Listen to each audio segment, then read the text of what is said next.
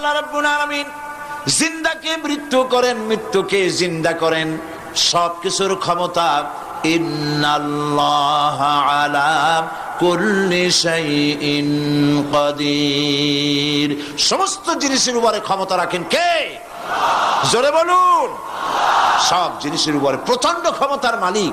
এই ক্ষমতা অ্যাপ্লাই করার জন্য আল্লাহ রাব্বুল আলামিনের কোনো বাটন টেপা লাগে না, সেনাবাহিনী ডাকার দরকার হয় না।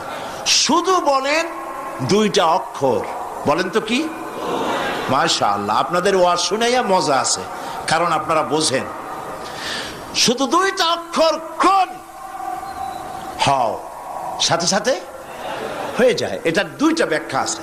একটা হচ্ছে যেটা আল্লাহ পাক এখনই চান সেটা কোন বলার সাথে সাথে তখনই হয়, আবার যেটা এখন চান না কিছু পরে, সেটার জন্য কোন বলার সাথে সাথে সেটার হওয়ার প্রক্রিয়া শুরু হয়ে যায়। সুবহানাল্লাহ। দেখেন না, এই যে ভারতের আনজার, ভুজ, আহমেদাবাদ, এইখানে আল্লাহ অবিশ্বাসী লোক যারা, তারা বলে প্রকৃতির লীলা খেলা। তো প্রকৃতি এটা কি কোনো জানোয়ারের নাম যা আল্লাহর অবাধ্য? আল্লাহ যা বলে তা শোনে না? এক জায়গায় কাঁপাই দিয়ে সব ভেঙে চুরে শেষ করে দেয়, অথবা বন্যা হয়ে সব ডুবাই দেয়। প্রকৃতি কোনো জানোয়ারের নাম নয়।